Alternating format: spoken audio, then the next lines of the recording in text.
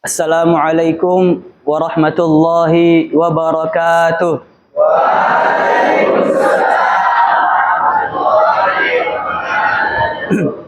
Alhamdulillahi rabbil alamin. Wassalatu wassalamu ala asyrafil anbiya'i wal mursalin wa ala alihi wa ashabihi ajma'in, amma ba'd. Segala puji bagi Allah Subhanahu wa taala. Memang kewajiban bagi seorang muslim harus bersyukur kepada Allah Subhanahu wa taala, karena Allah Subhanahu wa taala banyak sekali memberikan kepada kita nikmat. Di antara banyak yang Allah berikan itu ialah nikmat sehat dan nikmat waktu luang. Nabi alaihi salatu wassalam pernah bersabda, "Ni'matani maghbunun fihima katsirun minan nas, as-sihhatu wal faragh." Ada dua nikmat, kata Nabi alaihi salatu wassalam, yang banyak sekali dilalaikan oleh manusia. Di antaranya lah nikmat sehat dan nikmat waktu luang. Salawat dan salam marilah kita hadiahkan kepada Nabiullah Muhammad bin Abdullah sallallahu alaihi wasallam. Karena beliau telah membawakan kepada kita dua pedoman hidup, yakni ialah Al-Quran dan Al-Hadis. Yang apabila kita berpegang teguh kepada kedua pedoman hidup tersebut, insya-Allah kita termasuk ke dalam surah Al-Fatihah, Shiratal Mustaqim. Kita menjadi orang-orang yang mendapatkan jalan yang lurus tanpa ada belok-belok sedikit pun. Ikhwani fid din, a'azzani Allah wa iyyakum. Pada bulan Ramadan, Allah Subhanahu wa taala mewajibkan bagi orang muslim dan muslimat untuk berpuasa. Sebagaimana firman Allah Subhanahu wa taala, "Ya ayyuhalladzina amanu kutiba alaikumus shiyam kama kutiba alal ladzina min qablikum la'allakum tattaqun." Wahai orang-orang yang beriman, telah diwajibkan atas kalian untuk berpuasa pada bulan Ramadan sebagaimana yang telah diwajibkan atas orang-orang sebelum kalian agar kalian bertakwa. Ikhwani fid din, a'azzani Allah wa iyyakum. Bagi orang yang berpuasa, Allah Subhanahu wa taala akan mengampuni dosa-dosa yang telah lalu. Sebagaimana sabda Nabi alaihi salatu wassalam, "Man shoma ramadhana imanan wa ihtisaban, ghufira lahu ma taqaddama min dhanbi." Barang siapa yang berpuasa pada bulan Ramadan karena iman dan mengharapkan pahala dari Allah Subhanahu wa taala, maka Allah akan mengampuni dosa-dosa yang telah lalu. Syekhul Islam Ibn Taimiyah mengatakan bahwasannya yang dimaksud oleh hadis ini ialah Allah Subhanahu wa taala akan mengampuni dosa-dosa yang kecil saja.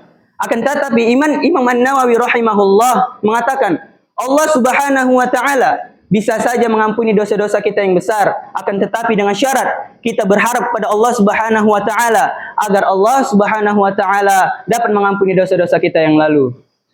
Ikhwani fid din, a'azzani Allah wa iyyakum. Selain kita berpuasa pada siang hari, pada malam hari juga ada satu amalan yang dimana amalan tersebut dapat menghapuskan dosa-dosa kita juga. Mungkin hadis ini telah banyak dihafal oleh para orang-orang di sekitar kita.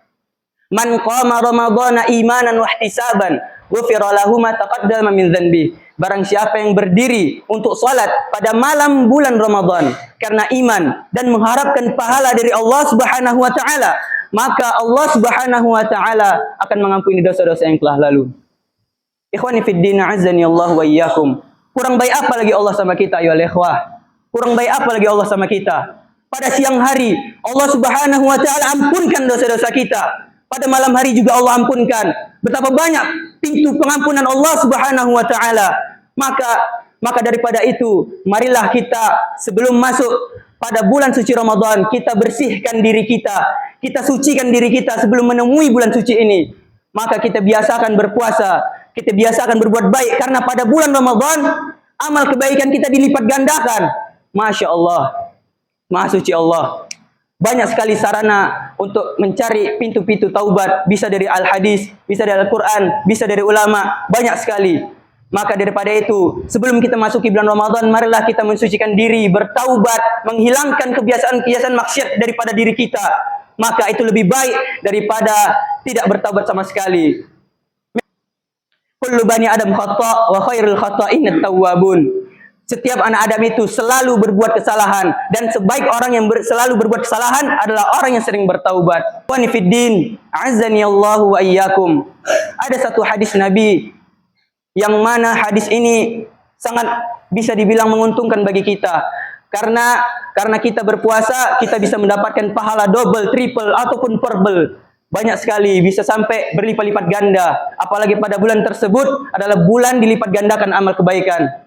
Maka hadis ini ialah man fattara sha'iman kutiba lahu mislu ajri shaimi la yanqus min ajri shaimi syai'un. Barang siapa yang memberi makanan pada orang yang berpuasa untuk berbukanya, maka ia mendapatkan pahala orang yang berpuasa tanpa mengurangi pahalanya sedikit pun. Maka dari hadis ini kita bisa menyimpulkan bahwa apabila kita memberi saudara kita yang berpuasa bukaan untuk dia berbuka, maka Allah Subhanahu wa taala akan memberikan pahala dia tanpa mengurangi pahalanya sedikit pun. Apalagi 1, 2, 3 atau 1 asrama yang kita beri, maka sungguh luar biasa apa yang Allah Ta'ala akan berikan pada kita. Apalagi kita memberikannya pada bulan Ramadan, Allah lipat gandakan tanpa kita ketahui, hanya Allah yang tahu.